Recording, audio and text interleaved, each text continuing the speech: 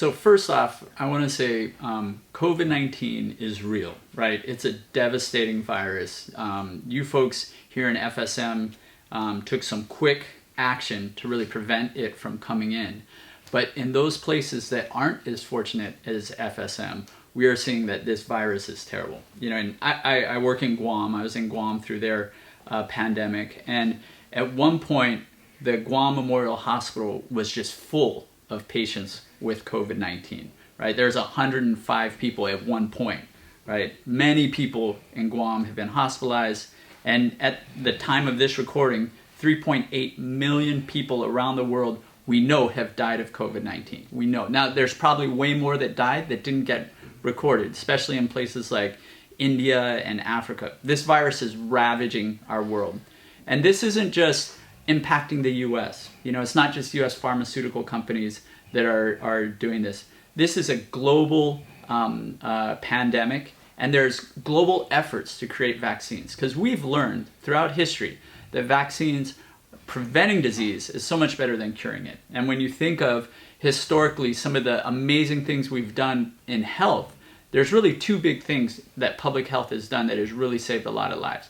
The first one is safe water, right? Sanitation, recognizing that if you have safe water and food, you prevent a lot of disease. The next one is vaccinations, right? We've eliminated smallpox. We've significantly reduced diseases like measles. I think, you know, if you think, if there's a good story, or not a good story, but an illustration of how important vaccines are, Samoa, you know, a few years ago, they had decided there's a lot of effort by anti-vaxxers to say, hey, don't give the measles vaccine, that sort of thing. And their coverage rates really dropped. Measles is a bad disease. It's highly infectious, can cause death. And they had lots of death in their community due to measles in their kids. They lost a lot of kids. And so they really pushed to vaccinate their community and get protection. And you guys did that here, right? There's a measles cases here. Mass vaccination stopped the disease in its track, right? So there is a lot of money being put to develop these vaccines and roll them out across the world. And when you look at how the US generally develops, whether it's medicines, vaccines, even technology, cars, it's all based on capitalism, right? We want people to get rewarded for the technologies that they develop, that whether they work. And so what happened in the US is the federal government said, we're going to pay these certain pharmaceutical companies that have the possibility of making these vaccines as quickly as possible, yet maintain the safety and all of that. We're gonna pay them in advance so they don't have to worry about the risk. And so they have done that. And these first vaccines that have been developed are fantastic. And the cost of each vaccine is anywhere between, with the Pfizer and Mrna, $15 to $20. So it's not like they're $1,000 a shot. It's $15 to $20 a shot. Of course, it's being rolled out across the world. And it's important, it's not just these vaccines. You have Russia that made a vaccine. You have China that's made other vaccines. Everyone's trying to make vaccines because we know that they are so important at slowing these diseases. And I think globally, we have all been hoping and praying for an end to this pandemic. How is it going to end? Well, the first two vaccines that the US FDA authorized for use look to be really amazingly effective and safe vaccines. And when you look at the cost that's going towards vaccination, getting these out, we're finding that they shut down the pandemic in Israel. They're slowing the pandemic in the US. And the price of $20 a shot to end the pandemic versus the economic costs, the health costs, the people that have died from COVID-19, the families that have lost loved ones, people that have gotten sick but still are these long haulers that have long-term symptoms, that $40 for 2 shots is well worth it at preventing COVID-19. So I know there's a lot of conspiracy, and there's going to be a lot of money spent on vaccines, but it's because they are good. They are stopping the pandemic. They're going to get us out of this. And at least these vaccines that you guys have here in FSM appear to be, or are super effective and safe.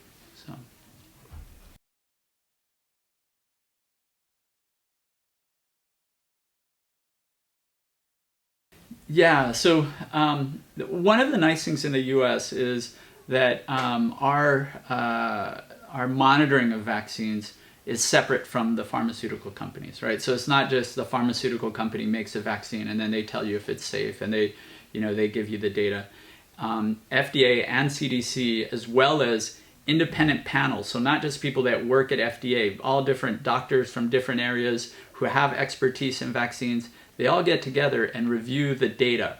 Not only are they reviewing data captured from the studies, they're also reviewing data that any one of us can submit to CDC on safety. So let's say if I get immunized and I get a really sore arm and I'm going to report that to CDC as a event, you can. There's it's called VAERS, VAERS, that people can report any sort of issues they have. And you may have seen that it's a big database. Anyone can look at it. So they've been using this data to really comb through and look at the safety. And we've given over 170 million vaccines in the U.S. right now. And when you look at the number of people that have actually died due to the vaccination, that number out of 170 million is 3, right? So, and those 3 people, you may have heard, that's why we paused the J&J vaccination for a while, because they had an unusual clotting related to it. CDC explored it with FDA. They realized that some of the individuals needed special treatment, that now the doctors know how to treat that if it happens. But the amount of it is so rare that they said, hey, it's okay to restart J&J vaccination. And when you compare it to the other side, so the vaccine stopped COVID-19. Your other option is to get COVID-19. We know COVID-19 is much, much more dangerous, right? The risk, if you get COVID-19, of dying or having severe illness or a long-term complication is so much higher than what we're seeing with that risk of the vaccines. The other thing to bring up is there's people have to keep in mind that things can unfortunately happen to all of us at any time, whether we're vaccinated or not, that can be poor health outcomes. So you could have a death or a heart attack that is not related to a vaccine, but caused by something else. So an example would be myself. Let's say if I get vaccinated and then 2 days later I get in a car accident and die. The fact that I just got vaccinated 2 days before I had the car accident did not cause my death. My death was that I got into that car accident and died from injuries.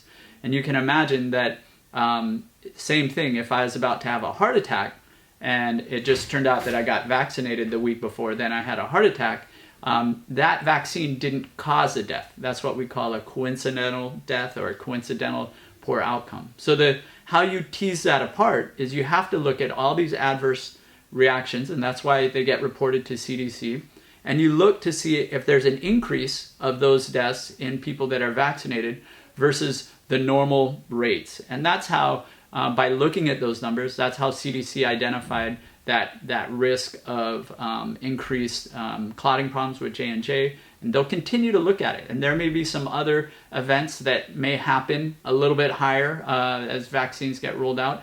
But right now, any of those things that are identified, when you weigh the really minuscule risk of those versus the real and high risk of COVID-19, it should be a pretty easy decision. You don't want to get COVID-19.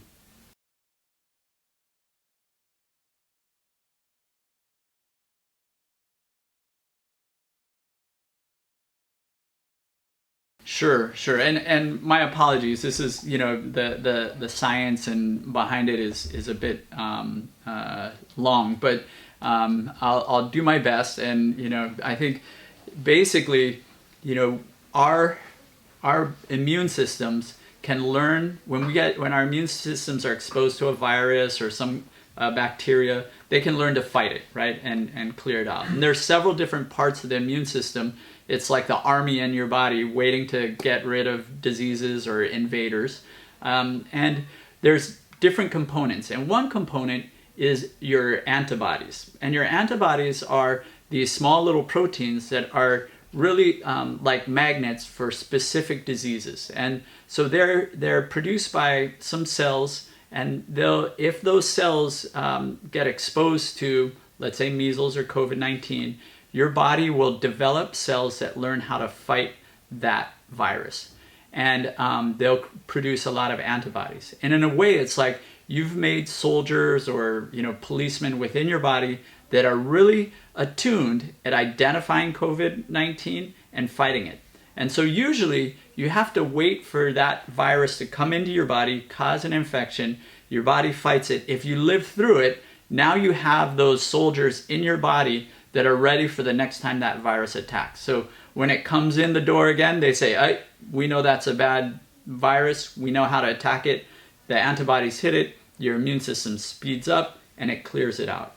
Well, what vaccines do is they say, instead of having to learn to fight the actual virus, we want to stimulate those immune cells in your system that are ready to fight whatever this virus is. So there's multiple ways that vaccines do it. Sometimes they might take the actual virus and weaken it, and expose people to that. So then their immune system's able to fight this weak virus and build the antibody.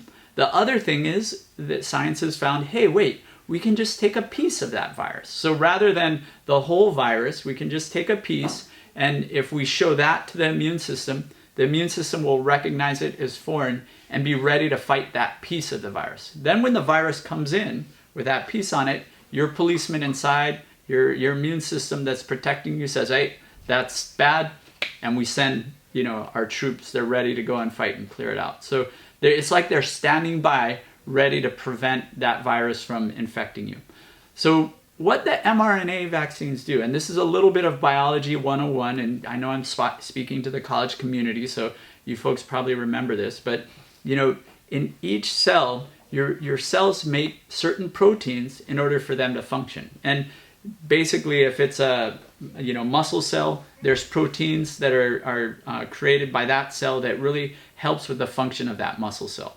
If it's a mucus cell that's in your lungs, there are certain proteins that your DNA codes to have that function as a mucus cell. Well, all of that work is done by your DNA, right, which is your genetic code. It's in your nucleus. It's and that's yours. That everyone has their own DNA. And how it works is, in order for your cell protects that DNA, but the proteins are made in the cytoplasm outside of the cell, or outside of the nucleus in the cell. And how it works is that DNA is like your reference library, right? Those are the books that are so special that people don't allow them out of the library, right? If you want to read them, you got to go and get a photocopy of them, and then you take them home and read the photocopy. So same thing with your DNA. Your DNA, instead of going out into the cytoplasm where the ribosomes translate that little code into a protein, instead your DNA is transcribed and into messenger RNA. And that little bit of messenger RNA goes out into the cytoplasm, where then it's translated, into proteins that then help the cell function.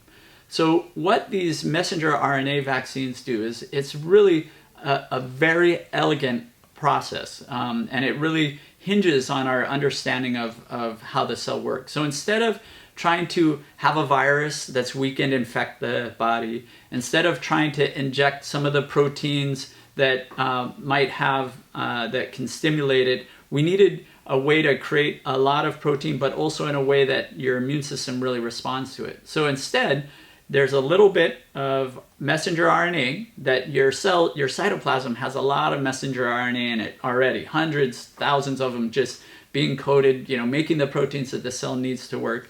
And so the vaccine will bring in this little bit of messenger RNA that goes in, the ribosome will translate it, that messenger RNA stays in the cytoplasm for about 1 to 2 days before it degrades, like all other messenger RNA. It doesn't last very long within the cell. But during that time, while it's being transcribed, it makes that little spike protein. And many people have seen the pictures of the COVID-19 virus with these spike proteins off of it.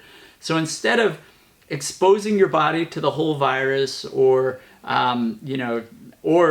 actually facing the virus. Instead, your cell starts making these little spike proteins for about 1 to 2 days, and your immune system recognizes that and says, hey, this is not you, this is something from outside, we're going to fight it. And so it learns to fight the spike protein.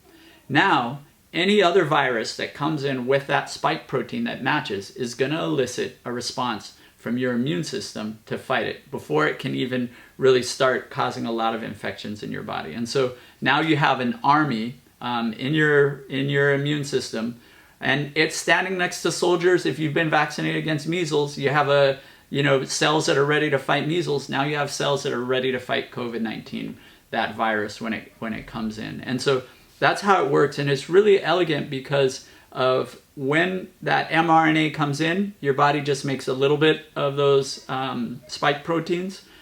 Your body learns to fight it, and then it's done. And so, after 2 days, there's no more proteins being made with the spike protein, but you've been able to stimulate that part of your immune system that's ready to fight COVID-19.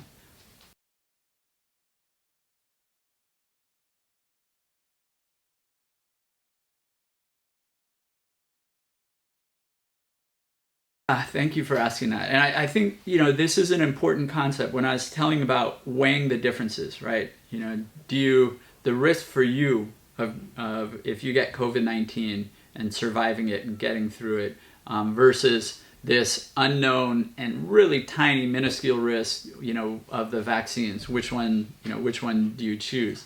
The other risk you have to think about on this side with COVID-19 is not only yourself, but those around you, right? Your mom, your grandparents, even kids, because it not only can COVID-19 infect you and cause severe illness, but you can get infected and then bring it home or share it with your loved ones who then can have severe disease as well. So, and the hard thing with COVID-19 is a lot of people don't have symptoms when they get it, but they can still spread it. So it's even more important to get vaccinated to prevent yourself not only from getting severe COVID-19, but also helping prevent yourself from spreading it. Because initially, the studies, because we're so focused on preventing the severe illness, which is the reason why the whole world has gone through all these shutdowns and why FSM closes borders, is not because of the risk of the spread of a mild disease, but because COVID-19 does cause severe disease and death. And it's not just the US, right? It's everywhere that COVID has hit. It has caused, overwhelming the hospitals. So that was the first focus. But you were right. The next question was, it's going to help prevent that severe illness and death. Is it also going to prevent the chance of you spreading it? And it looks like, in fact, yes. These vaccines, especially the Mrna one that you guys have, but we don't have as much data on J&J right now, the Johnson & Johnson vaccine, but it looks like the Mrna vaccine that you have is very good at slowing transmission, and we suspect the same we'll find out the same with J&J. And again, this is based now on studies that have been done in the US looking at transmission. They estimate it to be about 80 to 90% effective at preventing transmission. The example of Israel really demonstrates that these vaccines slow transmission. A couple weekends ago, Israel had a day with 0 COVID cases. I mean, it really makes a major impact, and that's where we want to get to the world where there's no COVID, and these vaccines are the way to do it.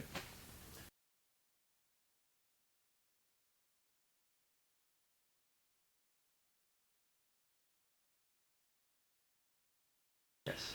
Right. Yeah, and that's an answer we don't know yet. Right. These vaccines have been around for about 6 months now. And so the first 6 months looks like they're doing well, even against some of these variants, especially if you get your 2 doses for Mrna or your full dosage for the J&J.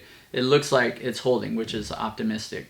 There are quite a number of scientists that feel like, hey, maybe we're going to be this might be sort of a one-time vaccine, right, for a bit. The other thing is though, we might find, okay, yeah, it starts to wane, and maybe a year, maybe 2 years from now, you need a booster. The other thing that we can't really predict is how this virus changes. And so there may be a change in the virus where it's able to escape some of the original vaccine, and so we might want to have a booster. But the most important push now is for us to get everyone immunized, as many people as we can who are eligible immunized now, because that will really slow the virus's ability to replicate and perhaps change. It will help, end all these things that we're having to do to prevent transmission, like stopping flights and quarantine. And if there is a case that pops up here, all of a sudden it's not nearly as big of a risk because everyone's immunized. So, school can stay open, and stores can stay open. And in the US too, being able to reopen, right? All of that, if we can get everyone this first dose of vaccination. Now, it may last much longer than, many years, or it might be, a year from now we want to do an update. But if we can get most people vaccinated now and not worry about if you might need another shot a year from now, like it's an annual flu shot, or if it's going to be something 3 years from now, this is the most important time to get people vaccinated now. This is our opportunity, as I mentioned, to really end the pandemic. If we're able to get people engaged quickly, get this done, all of a sudden the virus is going to have a hard time finding new people to infect, and we'll peter out. But yeah, we're still learning, right? Just like the pandemic, we're still learning, and likely things that I say now we may find out are a little bit different as we move down the road. But with the vaccinations, when it was first rolled out, they said, hey, maybe don't give other vaccines 2 weeks before or 2 weeks after while we get additional data and look at it. The additional data has been so reassuring that now that you're allowed to get other vaccinations while you're also getting a COVID-19 vaccination. So it's just like the other vaccines where, if it was your time to get, if you're due for your tetanus vaccine, you can get that and your COVID vaccine at the same time. In regards to women, does it have any effects on fertility rates? So right now it looks like, in fact, no. I know that there's a lot of rumors going out that, the spike protein may look like another protein, and I think in women's ovaries or that sort of thing. And they actually, first off, look very different. It doesn't look like there's any overlap. And the other thing is looking at how it plays out in the real world, right? And so there are hundreds of thousands of women that have gotten pregnant who had been immunized. We're not seeing any decreased fertility rates. And they're actually more worried about, again, this other side, COVID-19, that it appears to have the ability to infect both the cells in testicles and ovaries. So they're not sure how that's going to impact fertility rates. And just remember, if you're worried about a consequence of the vaccine, that vaccine is really just making that little small spike protein, which is also over here on COVID-19, right? So if you're worried that this spike protein may make you infertility or drive infertility because it's part of the vaccine, it's also part of the virus. So if you get the virus, you're at that's probably giving you that same risk. But again, to reiterate, it looks like that there is no risk actually for for the vaccine to impact fertility.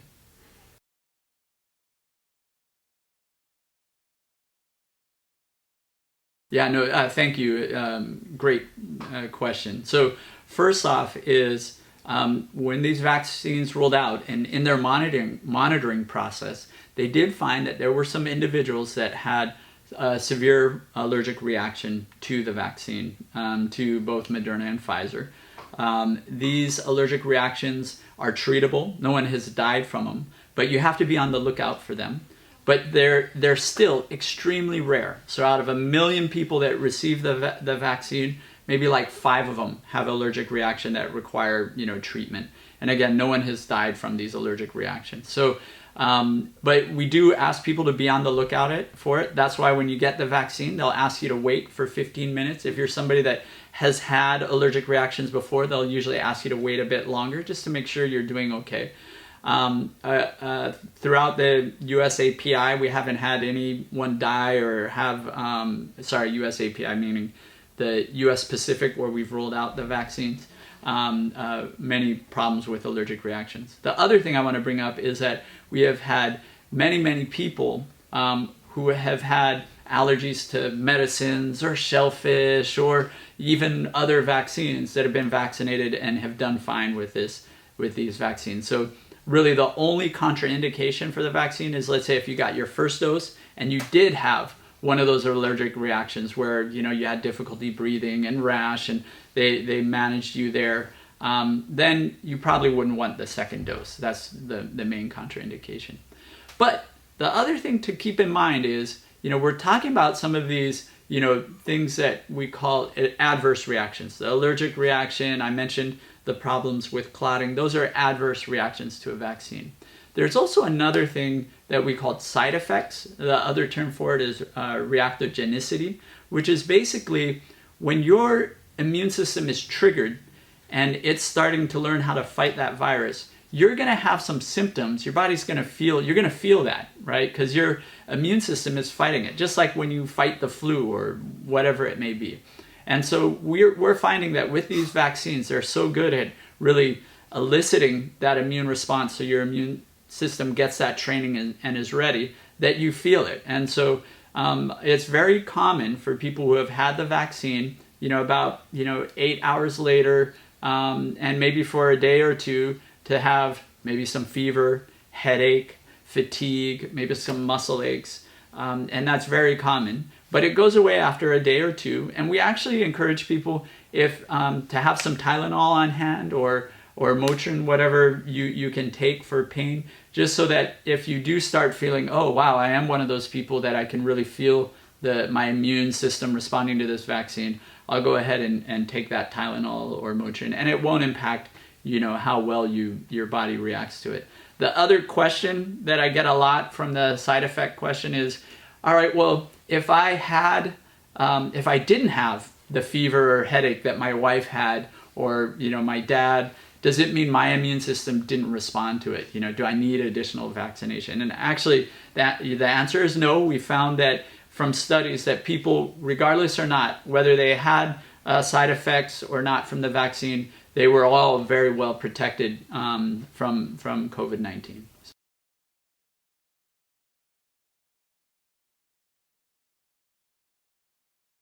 The different variants, yeah. So right now it looks like, some different variants are, the vaccine isn't quite as effective, right?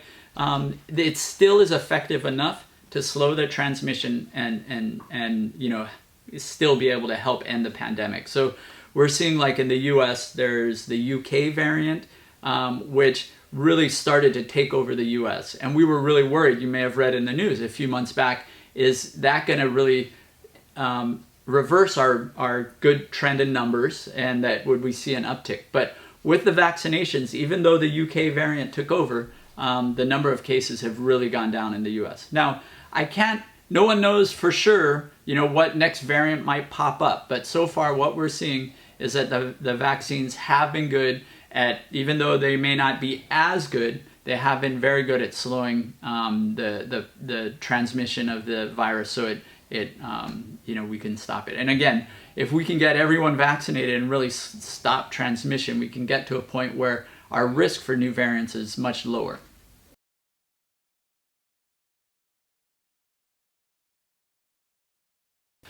Yeah, so you're right. Pfizer just recently, Pfizer used to be 16 and over and got extended for 12 and over. And then for Mrna, which is a vaccine available here along with J&J. J&J is going to take a while before they start looking at immunizing children. But with Mrna, they have submitted their application to FDA to ask for that extension as well, down to 12 years. And that makes sense. Again, Pfizer and Mrna are very similar vaccines. And so, when they look at that data, one is looking at how effective the vaccine is in that population. Does it work well? And then looking at, are there any risks associated with it? So as far as being effective, right now it looks like these vaccines are even more effective in that younger age group at preventing severe illness. Like, and I think in both of the studies, it was like 100%, there's like no severe cases. of COVID-19, no COVID-19. Like, it's really effective in these younger age groups. So I think that's very optimistic. The other thing is looking at safety. So in general, from the first 2 months, it looked like they're extremely safe. You may have heard just recently in the news some concerns about myocarditis or inflammation of the heart after vaccination that CDC is looking at. They found that there may be a slight increase in some of these mRNAs, but the increase is really on the scale of millions and millions of vaccine, and just one or two folks. All folks have recovered from it, but it tends to be in younger males who have been vaccinated. CDC will continue to look at it, but again, when they're weighing the risk benefit, it is not even, you can't even compare it to COVID-19 and the risk of COVID-19. Again, think about it. You're making that one little small spike protein in that immune response for a very, very small, unlucky folks may get a little bit of inflammation in their heart, but we know that viruses really drive most of this heart inflammation, and that same COVID-19 has that same protein and can also cause, and has been documented to cause, this myocarditis. So when you're comparing the two, it's like the vaccine is extremely safe and it's really effective. So it's like you're getting this great vaccine and great protection, protecting yourself, protecting your family, protecting your community by getting vaccinated.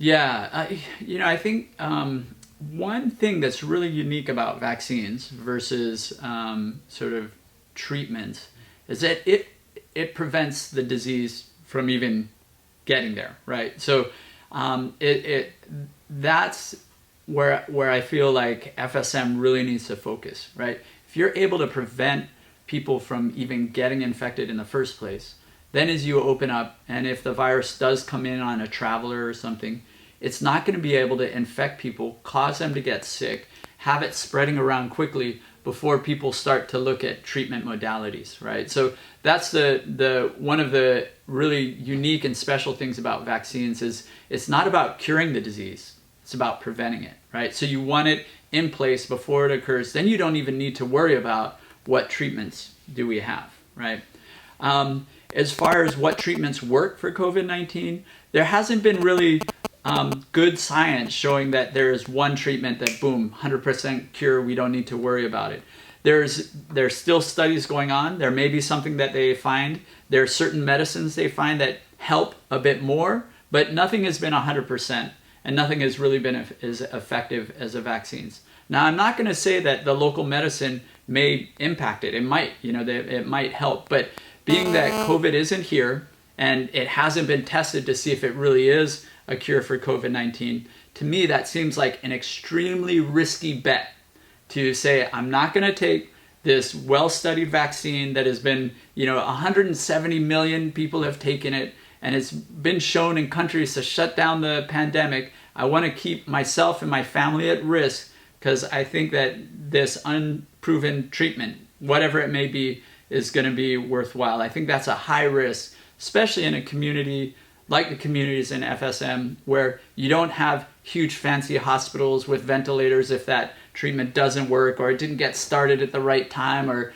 it wasn't boiled the right amount of time, and people are going into the hospital and need really high level of care. It could be really devastating. So when you have an answer that is well proven and is working and prevents, great. But it's sort of in a different, it's comparing apples and oranges, right? This is prevention. You don't treat people with a vaccine. You prevent the disease with the vaccine. You want to get it.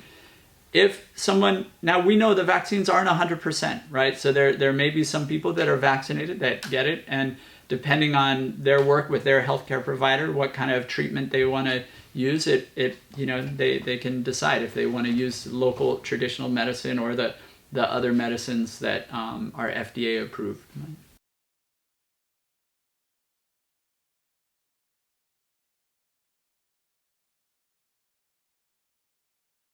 Yeah, I think first off is COVID-19 is bad, right?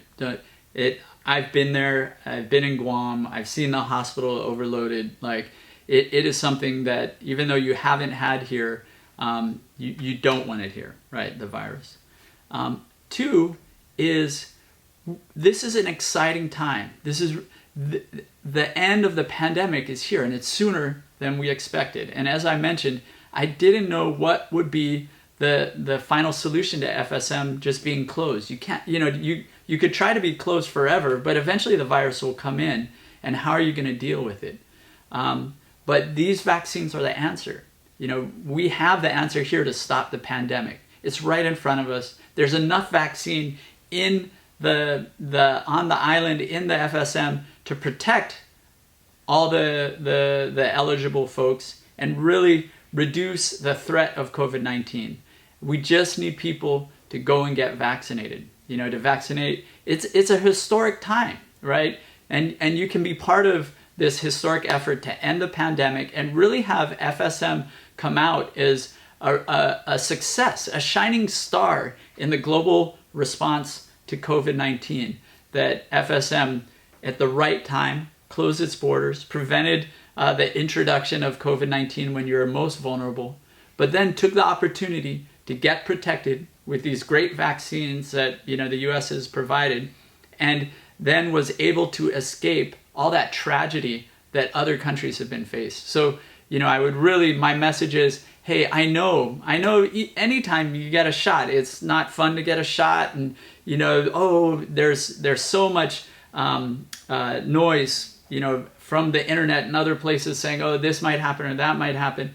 But when you compare this unknown, but so far the data is looking and we know, but the data has shown us that these vaccines are extremely safe. They're fantastic vaccines.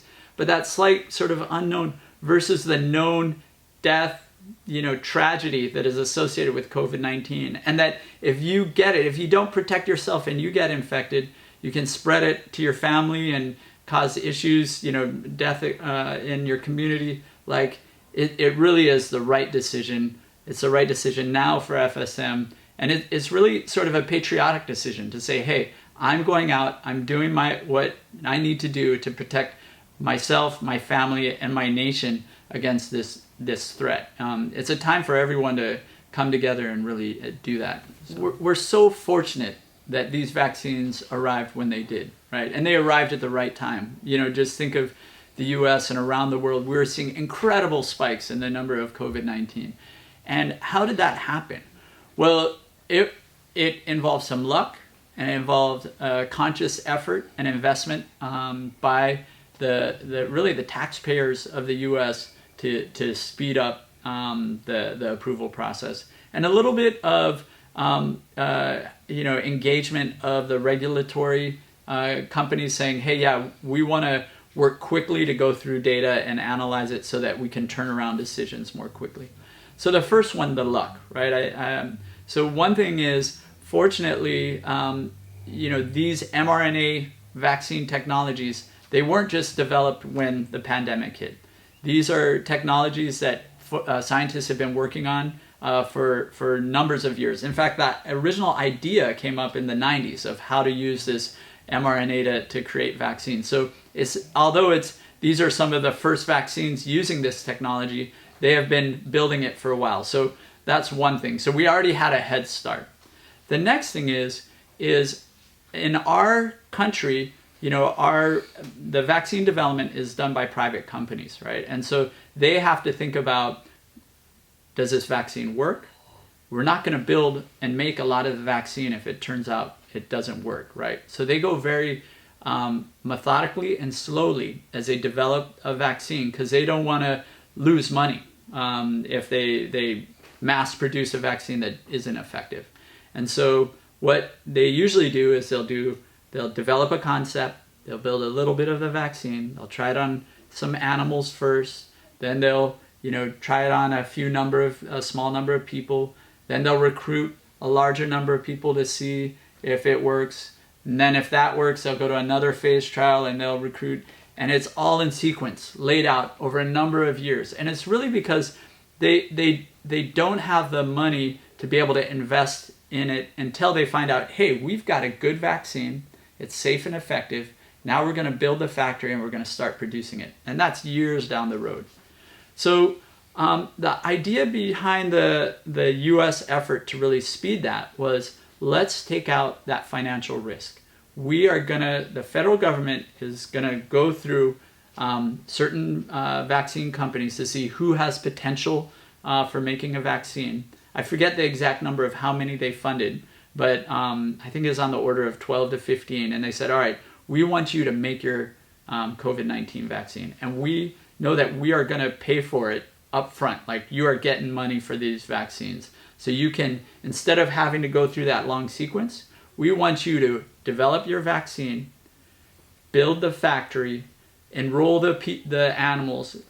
If the animal studies look good, enroll the individuals and go for the big number of individuals. So instead of doing everything one piece by piece, it was all at one time.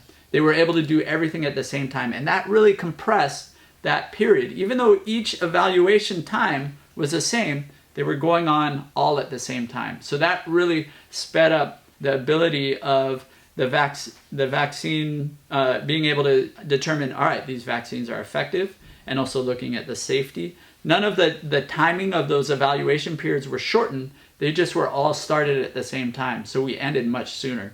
And so that's how they were able to get these vaccines, the U.S. able to get these, very effective and safe vaccines approved so quickly. It wasn't that they took a shortcut and skipped things. It was that they were able to do it all at the same time. So even while they were doing the studies, the pharmaceutical companies were supposed to be building factories and getting ready to really roll out a lot of vaccine when it was ready. And so it's been an investment. It's a lot of money that the U.S. has put into these vaccines. But when you're looking at what they're doing to the pandemic and what, again, the costs of the health costs to people, the economic costs, being able to get out of the pandemic, I think it's going to turn out to be one of the best investments that the U.S. government has made. Greetings. As interim president at the College of Micronesia FSM, I would like to thank you for taking time to watch this message on COVID-19 vaccinations. We hope that most of your questions have been answered in this presentation, and we would like you to know that the college works very hard to provide a safe and healthy learning environment for all of our students. In response to that, the college will be sponsoring vaccination campaigns on each of our college campuses, so please check our website for specific dates. The college highly encourages all students, faculty, staff, and families to get your vaccinations. Thank you and have a great day.